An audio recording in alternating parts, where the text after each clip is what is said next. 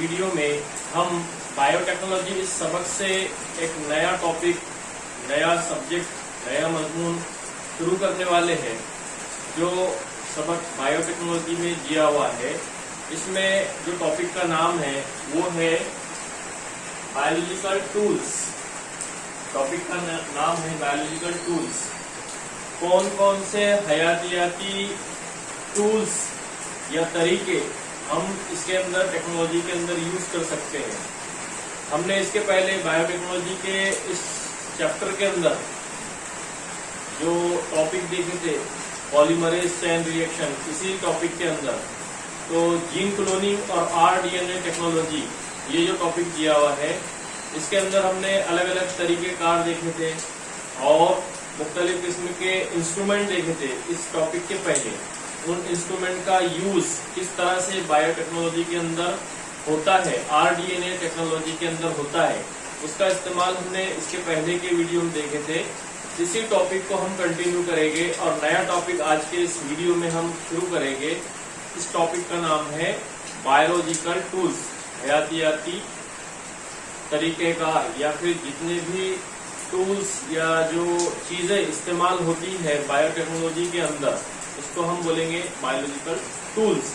अब इन टूल्स का इस्तेमाल मुख्तलिफ किस्म के जो जीन क्लोनिंग है या फिर जीन क्लोनिंग का प्रोसेस या rDNA technology, recombinant DNA technology का प्रोसेस है, उस प्रोसेस के अंदर इन टूल्स का, इन आलात का इस्तेमाल किस तरह से किया जाता है, इस टॉपिक के अंदर हमको देखना है। तो आइए शुरू करते हैं बायोलॉजिकल टूल्स। यहाँ पे आपको ये लिखा हुआ दिखाई दे रहा है बायोलॉजिकल टूल्स। तो यहाँ पे मैंने लिखा है there are 3 types of biological tools. मतलब यहाँ पे हम इस टॉपिक में 3 चीजों का जो है तो मुताला करने वाले हैं, 3 चीजों को पढ़ने वाले हैं। इसके अंदर टूल्स के अंदर, आलात के अंदर, हयातियाती आलात जो इस्तेमाल होंगे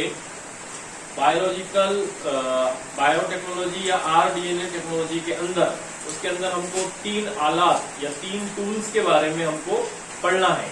वो कौन कौन से टूल्स है? तो उसमें सबसे पहला जो टूल्स है वो दिया हुआ है हमको enzymes. Number 1 enzyme, number 2 vector, number 3 host. अब जो सबसे पहला है एंजाइम, हम इससे शुरुआत करेंगे। एंजाइम, तो ये जो एंजाइम है ये भी इस प्रोसेस के अंदर हयातियाती टेक्निक या फिर जिसको हम बोलते हैं बायोटेक्नोलॉजी, इस चैप्टर के अंदर रिकॉम्बिनेंट डीएनए टेक्नोलॉजी या फिर जीन क्लोनिंग, ये जो पूरा प्रोसेस है उसके अंदर एंजाइम एज ए टूल्स के इस्तेमाल होता है। वो किस तरह से होता है? तो यहाँ मैंने लिखा है जो एंजाइम होते हैं उसमें मुख्तलिफ किस्म के एंजाइम के नाम है।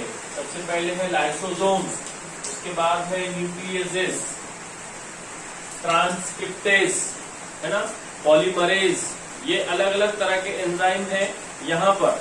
लेकिन हमको जो 2 नाम याद रखना है वो है न्यूक्लियेजेस। वो 2 टाइप के एंजाइम है, एक्सोन्यूक्लियेजेस और एंडोन्यूक्लियेजेस। तो ये एंजाइम 2 तरह के होते हैं, 2 तरह के एंजाइम एज ए आलात के तौर पर, एज ए टूल्स के तौर पर इस्तेमाल होते हैं। उसमें सबसे पहला है एक्सोन्यूक्लियेजेस और एंडोन्यूक्लियेजेस। इसी को हम जानते हैं रेस्ट्रिक्शन एंजाइम के नाम से। रेस्ट्रिक्शन एंजाइम, रेस्ट्रिक्शन कहते हैं किसी एक हद को मुकर्रर करना, किसी एक हद तक उसको कट करना, उसको रेस्ट्रिक्शन कहते हैं। तो रेस्ट्रिक्शन एंजाइम मैंने यहाँ पे लिखा है that cut polydiester bond of polynucleotide. जो पॉलीन्यूक्लियोटाइड चेन रहेगी, यहाँ पे जंजीर रहेगी, उसको फॉस्फोडाइस्टर बॉन्ड्स जहाँ पे मौजूद रहेगा, उस फॉस्फोडाइस्टर बॉन्ड के ऊपर कट करने का काम ये जो है तो रेस्ट्रिक्शन एंजाइम का रहेगा।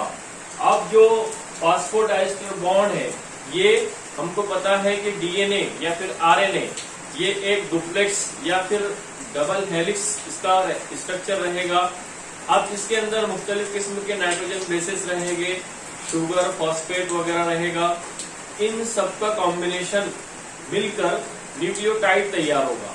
यहाँ पे आपको अंडरस्टैंड होने के लिए मैंने लिखा है कि जो न्यूक्लियोसाइड्स और न्यूक्लियोटाइड दोनों के अंदर क्या फर्क है। तो न्यूक्लियोसाइड्स जो होता है ये किसी भी एक न्यूक्लियोसाइड या फिर न्यूक्लिक एसिड के साथ में एक जो तो शुगर 5 कार्बन का जो शुगर रहेगा वो शुगर मॉलिक्यूल ये किसी भी एक न्यूक्लियोटाइड न्यूक्लिक एसिड चाहे वो प्यूरिन्स हो या फिर पिरामिडिन्स हो, ये न्यूक्लिक एसिड है दोनों। किसी एक न्यूक्लिक एसिड के साथ में शुगर मॉलिक्यूल का हाजिर होना, ये प्रेजेंट होना, वो कहलाएगा न्यूक्लियोसाइड। अब न्यूक्लियोटाइड क्या चीज है। तो न्यूक्लियोटाइड हम उसको कहेंगे जिसके अंदर न्यूक्लियोसाइड पूरा मौजूद रहेगा।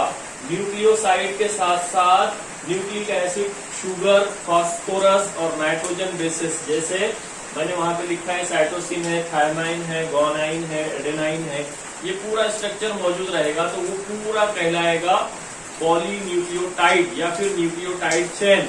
अब उस न्यूक्लियोटाइड चेन के अंदर जो फॉस्फोडाइस्टर बॉन्ड रहेगा, फॉस्फेट रहेगा, उसको कट करने का काम ये रेस्ट्रिक्शन एंजाइम का होगा। रेस्ट्रिक्शन एंजाइम के जरिए से हम उसको कट कर सकते हैं स्पेसिफिक साइट के ऊपर। अब यहाँ पे जो चेन रहेगी, न्यूक्लियोटाइड चेन जो रहेगी, वहां पे जो एंजाइम यूज होगा उसको हम बोलेंगे न्यूक्लियेज। इसका नाम है न्यूक्लियेज। 2 टाइप न्यूक्लियस की रहेगी, हमने देखे इसके पहले। न्यूक्लियस जो नाम है वो है एक्सोन्यूक्लियस और एंडोन्यूक्लियस, ठीक है। अब ये 2 नाम है, दोनों का काम भी अलग अलग रहेगा। एक्सोन्यूक्लियस का जो काम है ये क्या रहेगा। एक्सोन्यूक्लियस ये जो रहेगा nucleotide from end of DNA. DNA का जो स्ट्रक्चर रहेगा, इसकी जो आखिरी सिरा रहेगा डीएनए का, उसके सिरे के मकाम को कट करने का काम एक्सोन्यूक्लियस का रहेगा। एक्सोन्यूक्लियस ये एक एंजाइम है जो एज ए टूल्स के या जो एज ए आलात के यहाँ पर कट करने के लिए इस्तेमाल हो रहा है। तो उसमें से जो पहला रहेगा एक्सोन्यूक्लियेजेस, उस एक्सोन्यूक्लियेजेस का काम डीएनए के आखिरी सिरे को, एंड ऑफ द डीएनए की साइड को कट करने का रहेगा।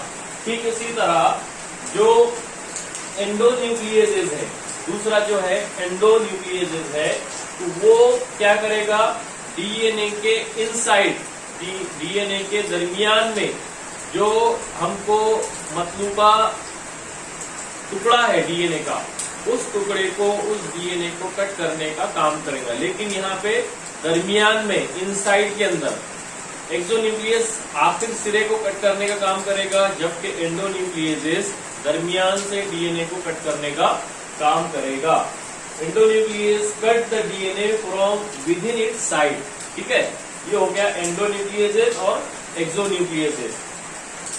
अब यहाँ पे 1970 के अंदर, 1970s के अंदर जो बैक्टीरिया है, बैक्टीरिया के अंदर न्यूक्लियस हमने फाउंड किए, वहां से निकाले। उसके अंदर क्या हुआ, the recognised short nucleotide with duplex DNA.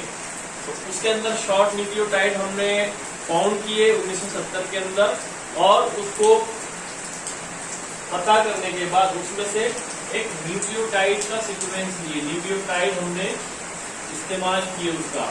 तो वहां क्या है, डुप्लेक्स डीएनए है, उसका डबल हेलिक्स जो मॉडल होता है, डुप्लेक्स होता है, डबल चेन होती है डीएनए की, वो होता है। और उसको कट किए तो फास्फोडाइस्टर बॉन्ड जो रहेगा, फास्फोडाइस्टर बॉन्ड जो रहेगा, ये क्या रहेगा, बैकबोन, एक रीढ़ की हड्डी का काम करेगा किसी भी न्यूक्लियोटाइड के अंदर। Backbone is highly specific site on both strand. तो फास्फोडाइस्टर बॉन्ड ये जो है हाईली स्पेसिफिक रहेगा। हाईली स्पेसिफिक मतलब मखसूस जो है, तो उसका मकाम रहेगा ये स्पेसिफिक साइट के अंदर जो डीएनए की स्ट्रैंड रहेंगी, डीएनए की जो पट्टी रहेगी, उस पट्टी के अंदर फास्फोडाइस्टर बॉन्ड ये रीढ़ की हड्डी का काम करेगा, डीएनए को कट करने के लिए वो इस्तेमाल होगा। तो यहाँ पे वही है। ठीक इसी तरह जो ये है एंजाइम है। कौन से एंजाइम? एक्सोन्यूक्लियेसेस और एंडोन्यूक्लियेसेस, ये दोनों एंजाइम है। ये दोनों एंजाइम का काम एज ए मॉलिक्यूलर सीजर, इसको हम कहते हैं सालमाती कैंची, इसको हम कहते हैं सालमाती कैंची। ये मॉलिक्यूलर सीजर के तौर पर ये तो इस्तेमाल किया जाएगा। एक्सोन्यूक्लियेसेस और एंडोन्यूक्लियेसेस क्या करेगा? वो cut DNA at specific sequence, जो सीक्वेंस हमको मतलूबा है, हम चाहते हैं उस डीएनए को मतलूबा सीक्वेंस से कट करने का, मतलूबा जीन के मकाम से उसको कट करने का, तो वो यहाँ पे हमको काम देगा एज ए मॉलिक्यूलर सीजर के। Cut this strand by enzyme restriction endonucleases और रेस्ट्रिक्शन एंजाइम। अब ये दोनों भी जो है, ये एंजाइम क्या है, इसके अंदर डिफेंस मैकेनिज्म रहेगा, क्योंकि ये हमने बैक्टीरिया के जरिए से लिया है, बैक्टीरिया के अंदर से हमने फाउंड किया है सन 1970 के अंदर। तो इसका एक ओन डीएनए रहेगा जो एज ए डिफेंस मैकेनिज्म का काम करेगा। इससे बचने के लिए मुख्तलिफ किस्म के वायरसेस जो रहेंगे, मुख्तलिफ किस्म के जो फॉरेन पार्टिकल रहेंगे, वो उसके ऊपर असरअंदाज नहीं कर पाएंगे, क्योंकि वहां पे एक डिफेंस मैकेनिज्म मौजूद रहेगा। अब आपको यहाँ पे एक टेबल दिखाई देगा, उस टेबल में तो ये पूरा प्रोसेस है रेस्ट्रिक्शन एंजाइम का या फिर मॉलिक्यूलर सीजर का, वो किस तरह से अंजाम पाएगा, वो किस तरह से इस्तेमाल होगा, इस टेबल की मदद से हम समझ सकते हैं। तो यहाँ पे आप एक टेबल आपको दिखाई दे रहा है, उस टेबल के अंदर हम ये देखने वाले हैं कि source and recognition sequence indicated by arrow of various restriction enzyme.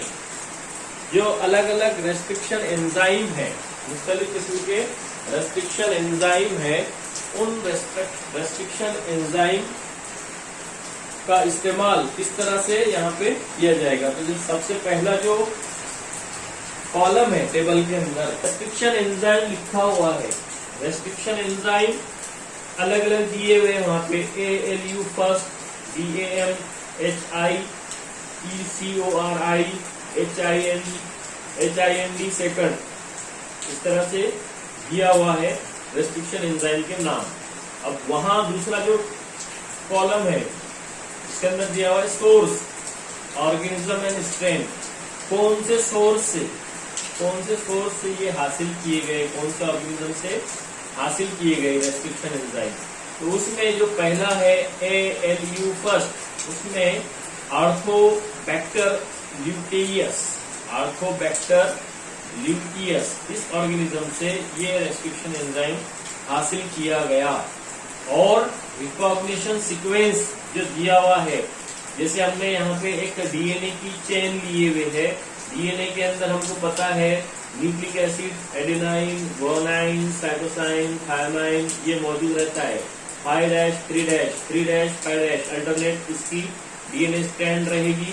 उस डीएनए स्ट्रैंड के अंदर जो हमको कट लगाना है या हमको कट करना है, तो यहाँ पे एक रिकॉग्निशन सीक्वेंस एरो मार्क के जरिए से बताया गया है कि जो AG और CT, G और CT, नीचे जो 3' 5' में है C और G, यहाँ पे हमने कट किए, तो प्रोडक्ट जो हमको मिला 5' और 3' का, वो मिला हमको AG और TC, मतलब एडेनाइन, गुआनाइन, और नीचे उसके साथ में दूसरी पट्टी के ऊपर TC, थायमाइन और साइटोसाइन।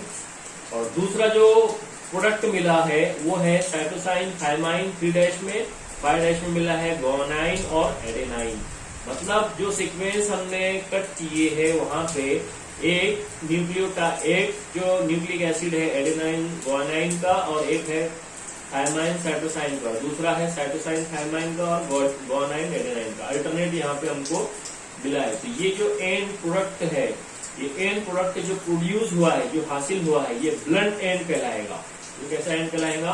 ब्लंट एंड कहलाएगा। टेबल के अंदर आपको नजर आ रहा है, लास्ट के अंदर जो प्रोडक्ट है वहां पे देखिए, वहां येलो मार्क के ऊपर ब्लंट एंड इसका प्रोडक्ट रहेगा। अब दूसरा जो रहेगा BAMHI, BMAHI इसका जो सोर्स है, ऑर्गेनिज्म सोर्स है और स्ट्रेन है वो है बैसिलस अमाइलोलिक्विफेशियंस H, ये इसका सोर्स यहाँ दिया हुआ है। रिकॉग्निशन सीक्वेंस जिस तरह से पहले हमने देखा था डीएनए स्ट्रैंड के अंदर, तो यहाँ पे दो अलग अलग मकाम पर कट लगाया गया है। इसमें 5' के ऊपर गुआनाइन, गुआनाइन के बीच में एक कट है और इधर 3' के ऊपर दूसरी जो पट्टी है, दूसरी जो स्ट्रैंड है वहां पे गुआनाइन और गुआनाइन नीचे की स्ट्रैंड के ऊपर कट लगाया हुआ है। तो जो इसका प्रोडक्ट मिलेगा हमको, देखिए टेबल के दूसरे कॉलम के अंदर, दूसरे प्रोडक्ट के अंदर देखिए गुआनाइन और गुआनाइन, एडेनाइन, थाइमाइन, साइटोसाइन, ये एक स्पेसिफिक पूरी स्ट्रैंड अलग हुई है यहाँ से, और cytosine, guanine, thymine, adenine, guanine, यहाँ से पूरी एक स्ट्रैंड अलग हुई है। तो ये जो कट लगाया गया है, इनसे हासिल होने वाला जो प्रोडक्ट है वो कहलाएगा स्टिकी एंड्स। क्या कहलाएगा? स्टिकी एंड्स कहलाएगा। तीसरा जो दिया हुआ है रेस्ट्रिक्शन एंजाइम के अंदर, तीसरा है ECORI, सोर्स में दिया हुआ है उसके इस्चेरिया कोलाई। ECO का मतलब होता है इस्चेरिया कोलाई। जैसे हमने स्पेसिफिक स्टार्टिंग में देखे थे ALU देखे थे, तो ALU का मतलब होता है आर्थोबैक्टर ल्यूटियस। इसी तरह BAM स्टार्टिंग में देखे थे, BAM ये सफिक्स है बैसिलस अमाइलोलिक्विफेशियंस, बैसिलस अमाइलोलिक्विफेशियंस। तीसरा है ECORI, इस्चेरिया कोलाई। तो यहाँ पे RY13 दिया हुआ है ऑर्गेनिज्म सोर्स और स्ट्रेन, उसका स्ट्रेन के साथ में ऑर्गेनिज्म का नाम दिया हुआ है। यहाँ पे रिकॉग्निशन सीक्वेंस इसका दिया हुआ है कि गुआनाइन के ऊपर और एडेनाइन के दरमियान यहाँ पे एक कट एरो मार्क्स दिया हुआ है। नीचे 3' 5' की एक सीक्वेंस है, उसमें एडेनाइन और गुआनाइन के यहाँ पे एक कट एरो मार्क्स दिया हुआ है। और हासिल होने वाला एंड जो है, हमने इसके पहले देखे थे स्टिकी एंड है, तो ये भी स्टिकी एंड ही कहलाएगा, क्योंकि यहाँ पर रैंडमली 3' 5' के ऊपर कट लगाया गया है। स्टिकी एंड हमको एंड प्रोडक्ट इसका हासिल होगा। लास्ट का जो रेस्ट्रिक्शन एंजाइम है वो है HIND, hind second. Hind second में इन्फ्लुएंजी RD इसका स्ट्रेंथ है। इसमें देखो जो कट लगाया हुआ है साइटोसाइन और गुआनाइन, साइटोसाइन गुआनाइन 3' दरमियान में कट लगाया गया है दोनों की स्ट्रेंथ के ऊपर। तो दरमियान में अगर कट हमने इसके पहले लगाए थे तो ब्लंट एंड हमको हासिल होगा। गुआनाइन, थाइमाइन, साइटोसाइन और साइटोसिन, एडेनाइन, गुआनाइन, ये एक स्ट्रैंड होगी। दूसरी स्ट्रैंड होगी गुआनाइन, एडेनाइन, साइटोसाइन और साइटोसिन, थाइमाइन, गुआनाइन, ये एक अलग स्ट्रैंड तैयार होगी। और हासिल होने वाला प्रोडक्ट हमको वो कहलाएगा ब्लंट एंड प्रोडक्ट कहलाएगा, ब्लंट एंड। अब यहाँ पर जो हमने देखे रिकॉग्निशन सीक्वेंस, तो recognition sequence, the sequence recognized by restriction enzyme are 4 to 8 nucleotide long and characterized by particular type of internal symmetry। जो रिकॉग्निशन सीक्वेंस हमने यहाँ यूज किए है, तो उस सीक्वेंस के अंदर क्या रहेगा? The sequence recognised by restriction enzyme, restriction enzyme के जरिए से जो सीक्वेंस रिकॉग्नाइज किया गया, जो तय किया गया है, वो कहलाएगा रिकॉग्निशन सीक्वेंस, जिसके अंदर 4 से 8 न्यूक्लियोटाइड, 4 से 8 न्यूक्लियोटाइड मौजूद रहेंगे। न्यूक्लियोटाइड क्या चीज है, मैंने आपको बताया है कि न्यूक्लियोटाइड के अंदर शुगर, फास्फोरस, नाइट्रोजन बेसेस ये मौजूद रहेगा। ये तीनों का प्रोडक्ट विथ न्यूक्लिक एसिड के साथ, विथ एडेनाइन और प्यूरिन और पिरामिडिन के साथ, ये प्रोडक्ट कहलाएगा न्यूक्लियोटाइड। तो इसके अंदर 4 से 8 न्यूक्लियोटाइड रहेंगे, लॉन्ग रहेगा, लंबा रहेगा, characterised by particular type of internal symmetry. उसकी अंदरूनी जो है तो अंदरूनी तशाकुल रहेगा, इंटरनल सिमेट्री रहेगी। और consider the particular sequence recognised by the enzyme ECORI, ये हमने देखे हैं। इसकी एग्जाम्पल आपको देखना है, recognise by the enzyme ECORI। तो यहाँ पे इमेज में आपको दिखाई दे रहा है कि 3' और 5' इसका एक स्टैंड लिया गया है, CTTAAG। अब यहाँ पे जो अल्फाबेटिकल पढ़ा जाएगा तो आपको इससे समझना है कि C stand for cytosine, T stand for thymine, A stand for adenine, G stand for guanine. ये आपको नाम याद कर लेना है। ये एडेनाइन, थायमाइन, साइटोसाइन और गुआनाइन ये क्या है? ये प्यूरिन्स और पिरिमिडीन्स के नाम है। ये न्यूक्लिक एसिड कहलाते हैं, नाइट्रोजन बेसिस कहलाते हैं। इन्हीं से मिलकर DNA और RNA बनता है। ठीक इसी तरह 5' और 3' में आपको देखना है GAATTC। इसके अंदर हम इसके एग्जाम्पल के जरिए से एक्सप्लेनेशन इसका देखना है।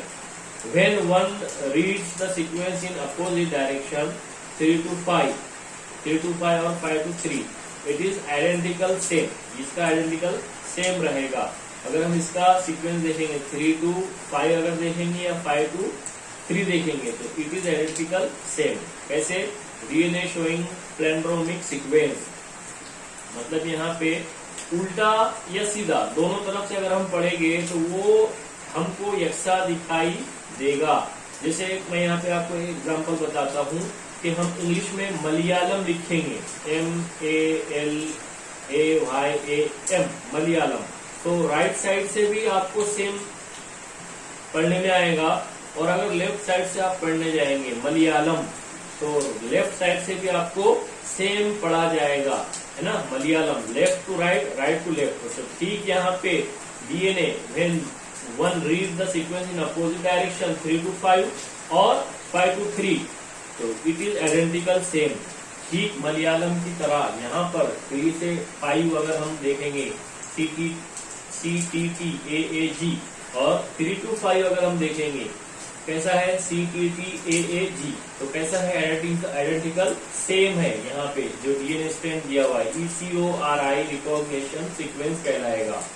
अब रेस्ट्रिक्शन एंजाइम ECRO, यहाँ पे इसके जरिए से कट लगाया गया है दरमियान में, तो हासिल होने वाली जो 2 DNA की स्ट्रैंड है आपको दिखाई दे रही है 3' 5', उसमें जो गुआनाइन है ये ऊपर की तरफ एक अलहदा स्ट्रैंड हासिल हुई और नीचे की तरफ CTTAA ये एक स्ट्रैंड हासिल हुई। ठीक दूसरी जो स्ट्रैंड हमको हासिल हुई 5' 3' की, उसमें G जो है तो नीचे की साइड में है, और AATTC जो हमको पहले मिला था वही हमको दूसरे स्ट्रैंड में मिला।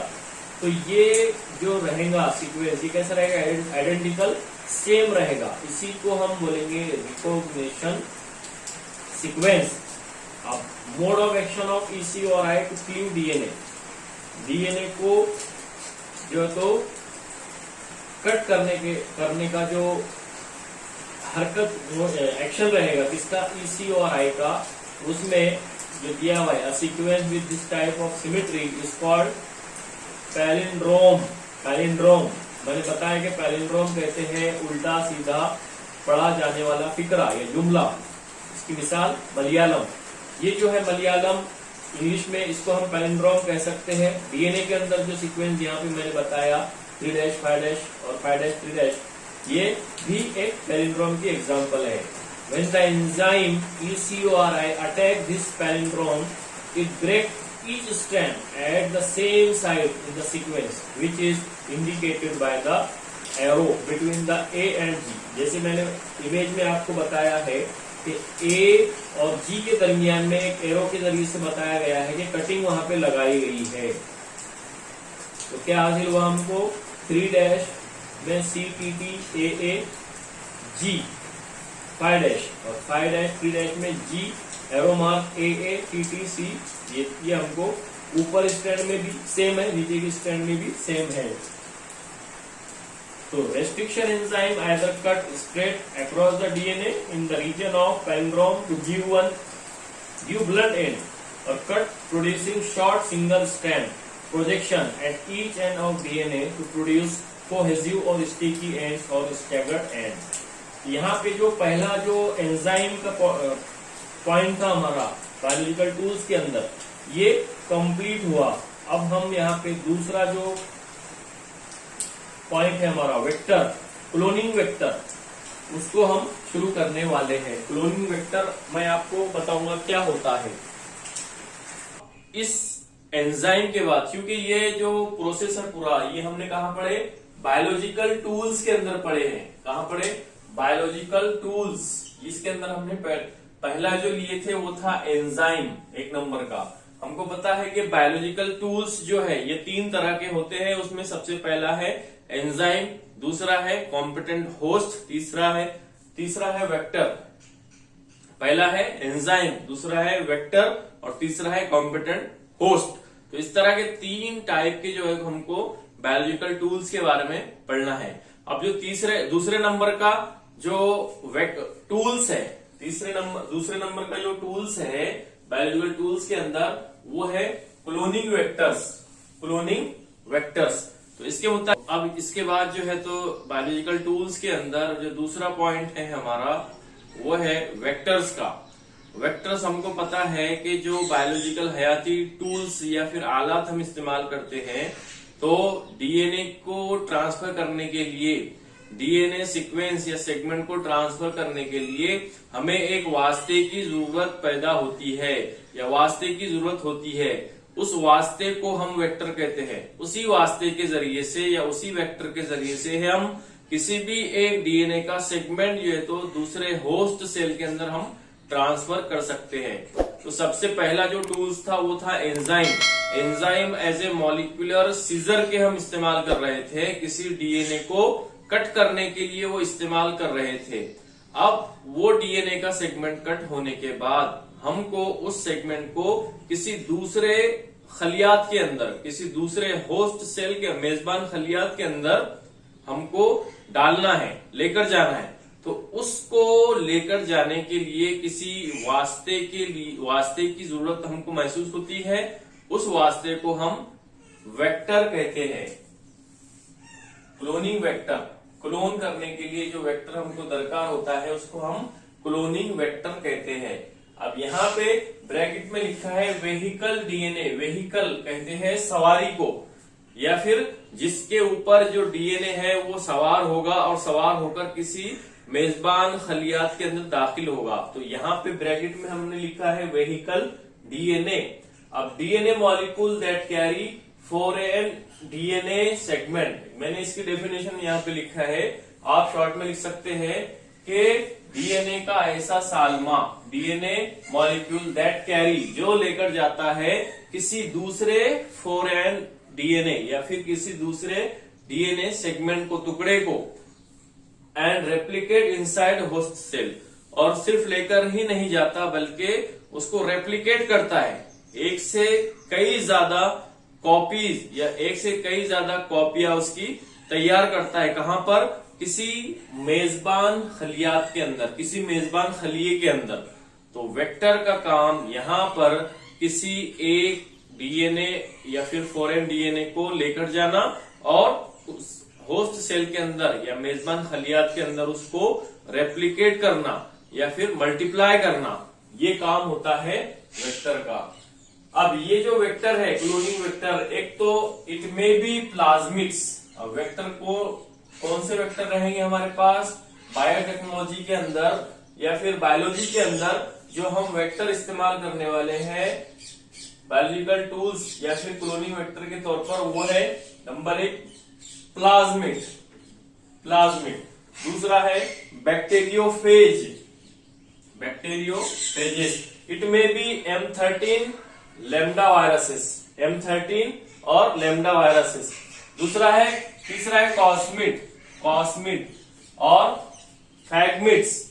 अब यहाँ पे ये तमाम वेक्टर्स के नाम दिए गए हैं। आपको एग्जांपल के लिए या मिसाल के तौर पर पूछा जा सकता है कि किसी एक वेक्टर का या 2 वेक्टर का नाम लिखिए, उसके एग्जांपल लिखिए।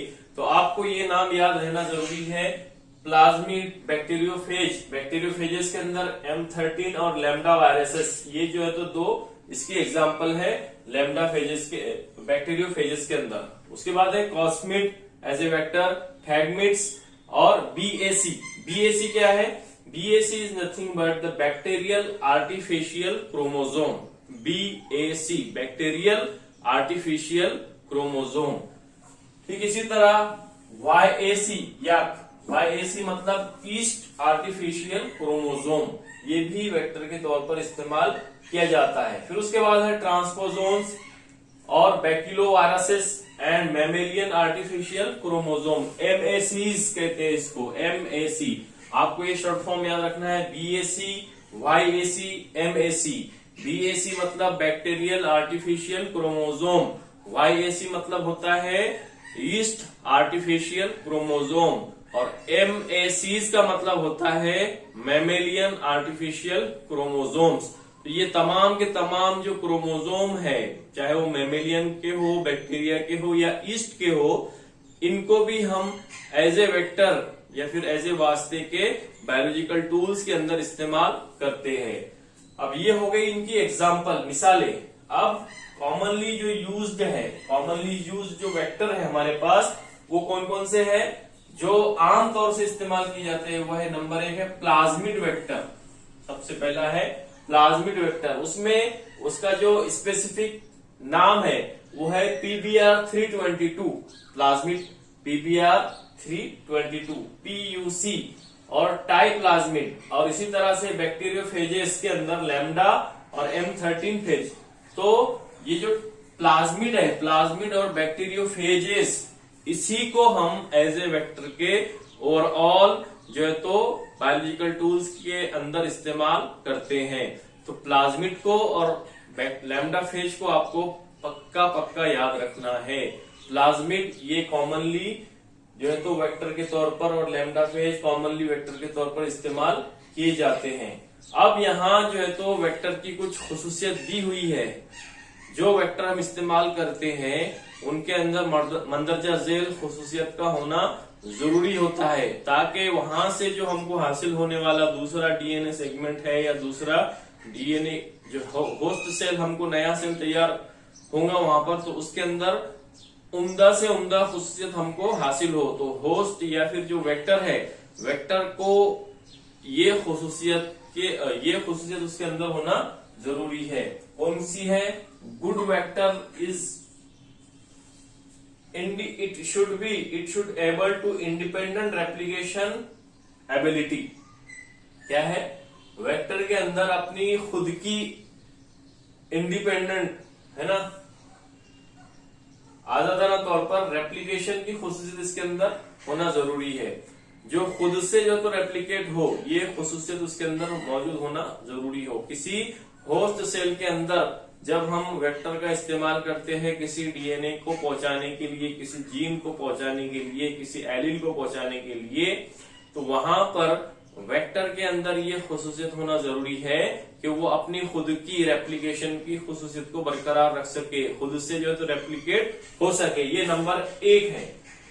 अब ये कैसा होगा? Through ORI gene, through ORI gene. तो उसमें क्या होगा? Large number of copies of DNA insert will form.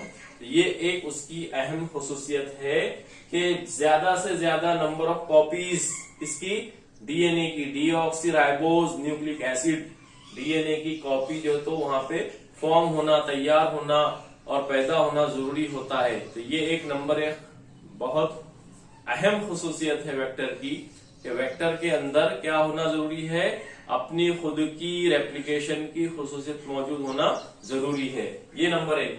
Number 2 है it should able to easily introduce into host cell. किसी होस्ट सेल के अंदर, किसी मेजबान खलिए के अंदर ये आसानी से इंसर्ट होना, आसानी से दाखिल होना, ये इसकी दूसरी खुसूसियत है।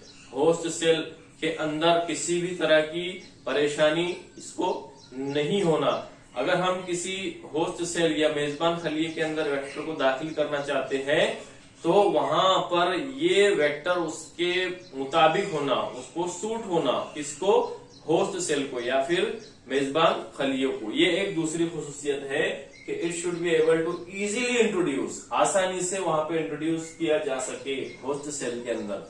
ये दूसरी खुसूसियत।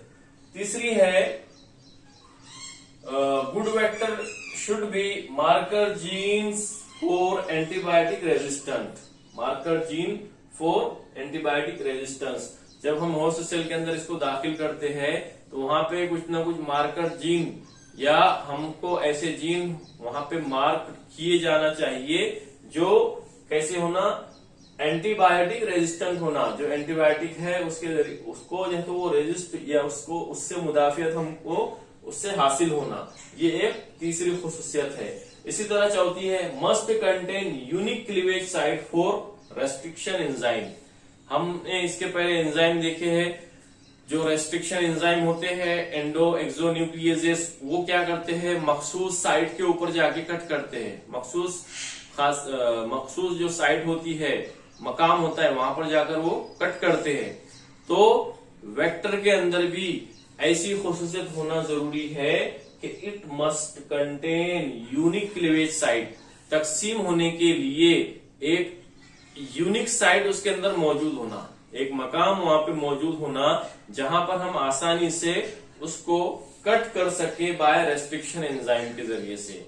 Restriction enzyme it may be exonucleases और एंडोन्यूक्लियेजेस, ये दो न्यूक्लियेजेस में से कोई भी एक एंजाइम अगर हम इस्तेमाल करते हैं कटिंग के लिए एज ए मॉलिक्यूलर सीजर के लिए, तो उसको आसानी से इस वेक्टर को कट किया जाना चाहिए। वहां पर वो मकाम इसके ऊपर मौजूद होना चाहिए जिसको हम कहते हैं क्लीवेज साइट, तकसीम होने की साइट। अब जो पांचवी खुसूसियत है, it should have at least suitable control element. Suitable control element ऐसे अनासिर है जो वेक्टर को क्या करेंगे, उसको प्रमोट करेंगे, उसको जो तो वहां पर सुटेबल मकाम या सुटेबल माहौल को तैयार करेंगे। तो वो क्या होते हैं, वो प्रमोटर भी हो सकते हैं, ऑपरेटर भी हो सकते हैं और राइबोसोमल बाइंडिंग साइट भी हो सकती है। तो वेक्टर के अंदर जो सुटेबल कंट्रोल एलिमेंट होते हैं, प्रमोटर है, ऑपरेटर है, राइबोसोमल बाइंडिंग साइट है, ये तमाम चीजें उसके अंदर किसी न किसी दर्जे के अंदर मौजूद होना चाहिए। तो ये तमाम खुसूसियत जो किसकी है, ये वेक्टर की है। अगर वेक्टर के अंदर ये खुसूसियत मौजूद होंगी तो वहां पे हमको हासिल होने वाला जो होस्ट सेल है उसके अंदर भी हमको उम्दा खुसूसियत देखने को मिल सकती है। अब जो कॉमनली यूज जो हमारे पास वेक्टर है वो है प्लाज्मिड। वो प्लाज्मिड को हम बहुत डिटेल में देखने वाले। प्लाज्मिड क्या होता है, प्लाज्मिड के अंदर किस तरह से हम या तो जीन को या फिर डीएनए को क्लोन कर सकते हैं। तो प्लाज्मिड दो तरह का होता है। पहला प्लाज्मिड जो है तो एनिमल सेल के अंदर और जो है तो इंसर्ट किया जाता है, एज ए वेक्टर के इस्तेमाल किया जाता है। और दूसरा जो प्लाज्मिड है वो है प्लांट सेल वेक्टर, या प्लांट के अंदर जो हम plasmid vector for plant cell, plasmid vector को प्लांट सेल के अंदर हम इंट्रोड्यूस किस तरह से करते हैं।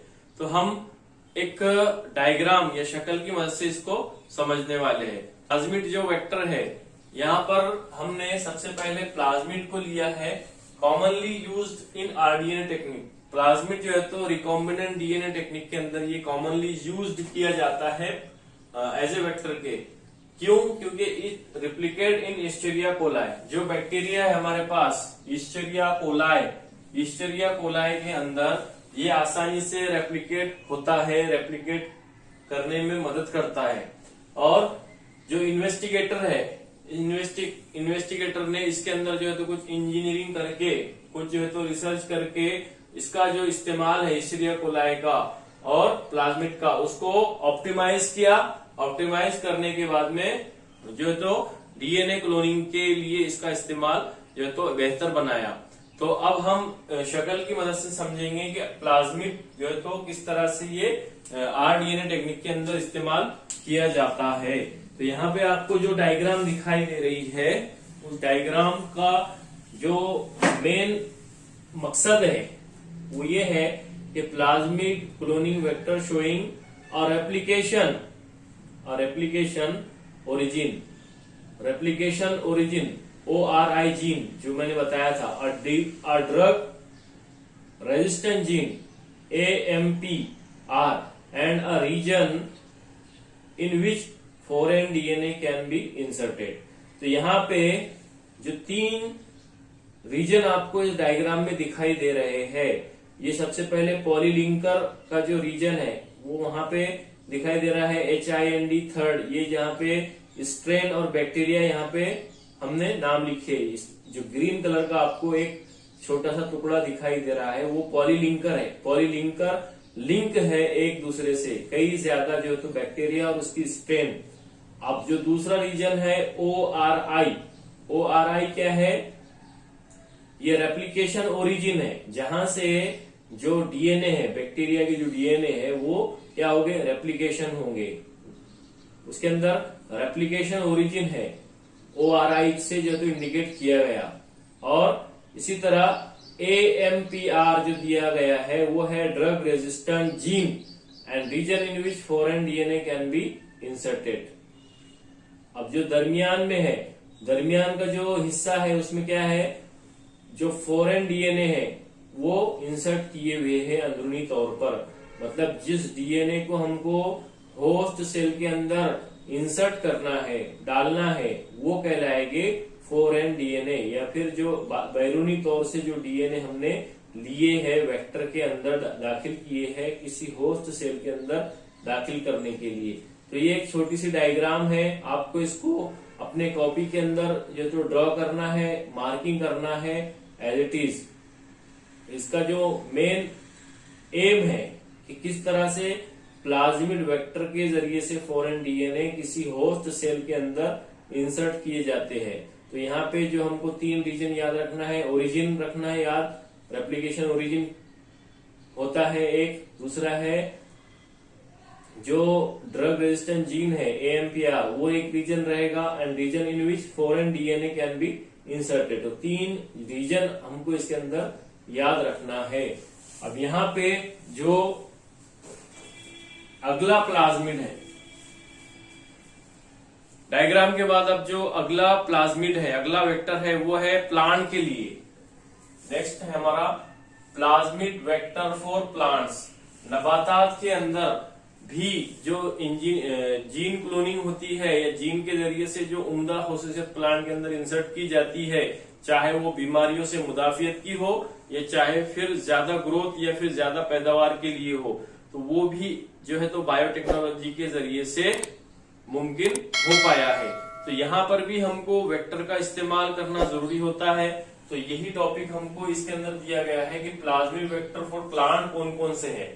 New DNA into many types of plant is a plasmid that found in agrobacterium. अब जो टेक्नोलॉजी है हमारे पास rDNA टेक्नोलॉजी के अंदर यहाँ पे बहुत सारे नबातात होंगे, बहुत सारी नबातात की अकसाम पाई जाएगी। Is a plasmid that found in agrobacterium tumefaciens. ये जो है तो एक बैक्टीरिया का नाम है, उसका नाम है एग्रोबैक्टीरियम ट्यूमिफेशियंस। ये क्या करेगा? सॉइल के अंदर रहेगा, लाइव इन द सॉइल जमीन के अंदर या मिट्टी के अंदर पाया जाएगा और एक डिसीज को कॉज करेगा, एक बीमारी को पैदा करेगा। उस बीमारी का नाम है क्राउन गर्ल डिसीज।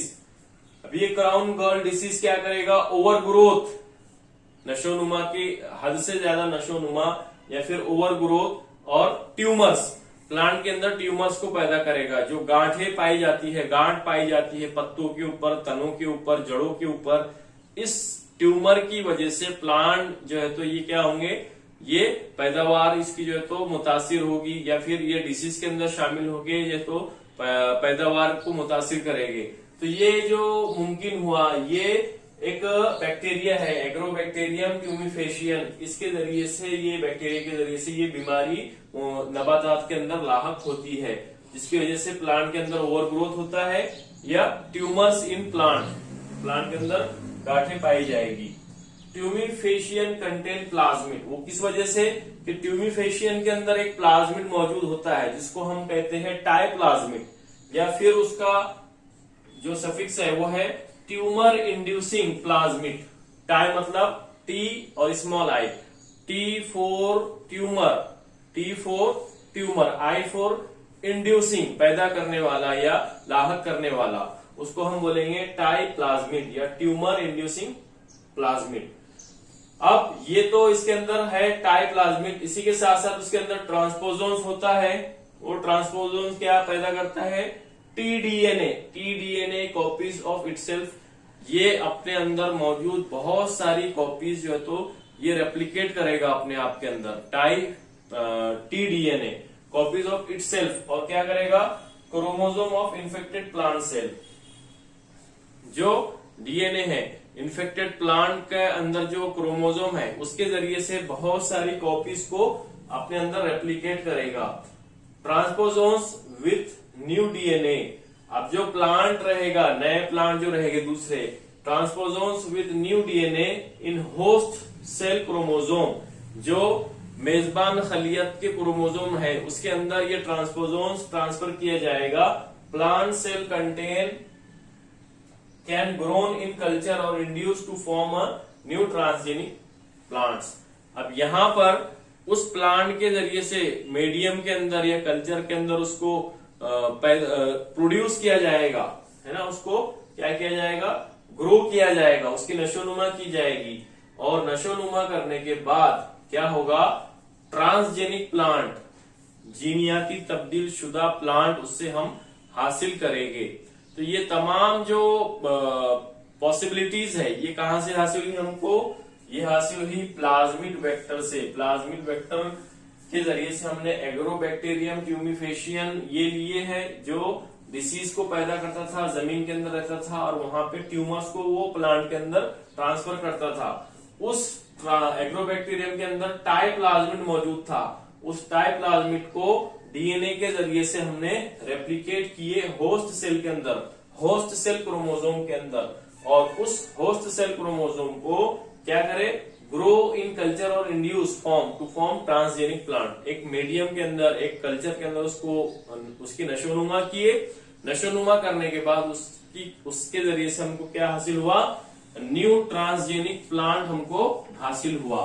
तो ये हासिल हुआ हमको वेक्टर के जरिए से। वेक्टर के अंदर हमने एग्रोबैक्टीरियम ट्यूमिफेशियन का इस्तेमाल किए, जिसके अंदर टाई प्लाज्मिड मौजूद था, टाई ट्यूमर इंड्यूसिंग प्लाज्मिड ये मौजूद था। उसके जरिए से हमने न्यू ट्रांसजेनिक प्लांट हासिल किए, जिसके अंदर मुख्तलिफ किस्म की मतलूबा खुसूसियत मौजूद होती है, और बीमारी जो tumour inducing plant tie plasmid है इनसे मुदाफियत की खुसूसियत इसके अंदर मौजूद होती है।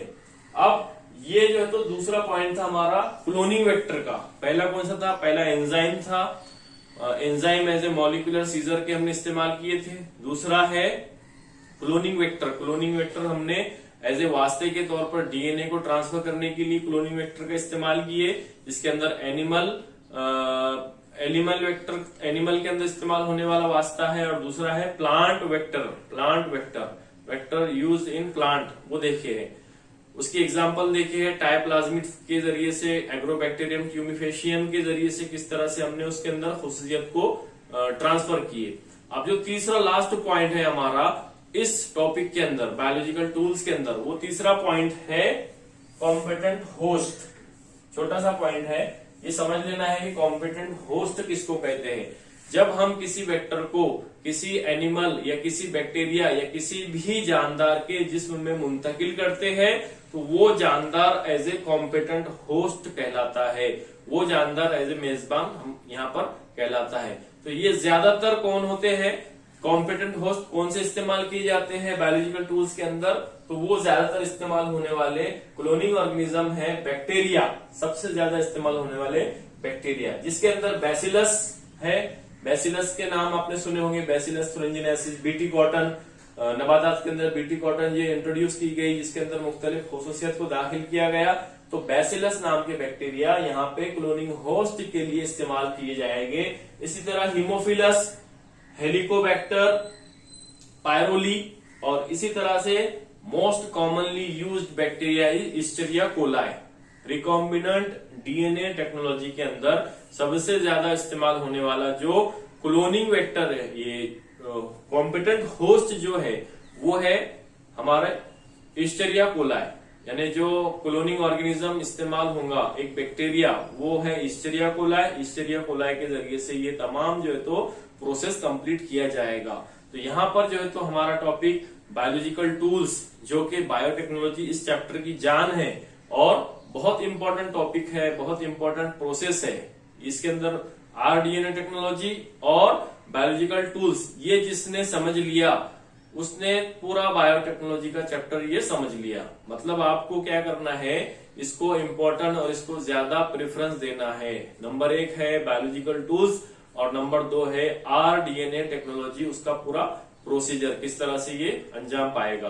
तो इस चैप्टर के अंदर ये जो 2 टॉपिक है ये सबसे ज्यादा अहम है पूरे चैप्टर को समझने के लिए। तो ये वीडियो आपको जो है तो ये लॉन्ग लगेगा, लंबा लगेगा, लेकिन आपको इस वीडियो को कंप्लीट देखकर अपने ओन नोट्स तैयार करना है, इस पॉइंट को अच्छी तरीके से समझना है और समझकर उसको याद रखना है। क्योंकि बायोटेक्नोलॉजी ये ना सिर्फ ये बायोलॉजी के अंदर अहम है, बल्कि जितनी भी ब्रांचेस है बायोलॉजी की, चाहे वो बायोटेक्नोलॉजी हो, माइक्रोबायोलॉजी हो, या फिर जूलॉजी हो, या फिर और दूसरी साइटोलॉजी हो और जेनेटिक्स हो, इसके अंदर ये पूरा प्रोसेस इस्तेमाल किया जाता है बायोलॉजी। जिस तरह से हम इंफॉर्मेशन टेक्नोलॉजी देखते हैं मोबाइल, कंप्यूटर, इंटरनेट के जरिए, तो ठीक इसी तरह बायोटेक्नोलॉजी भी बायोलॉजी के अंदर एक टेक्नोलॉजी का ही हिस्सा है। इसीलिए इसका नाम जो है तो बायोटेक्नोलॉजी रखा गया। तो मैं आप तमाम से रिक्वेस्ट करूंगा कि इस चैप्टर के जो है तो नोट्स को अच्छी तरह से आप पढ़ेंगे, तैयार करेंगे, और इस वीडियो को जिन लोगों ने अभी तक इस चैनल को सब्सक्राइब नहीं किया, चैनल को सब्सक्राइब करके तमाम वीडियोस को वो देखेंगे और ज्यादा से ज्यादा स्टूडेंट्स को इस वीडियो की लिंक को शेयर करेंगे।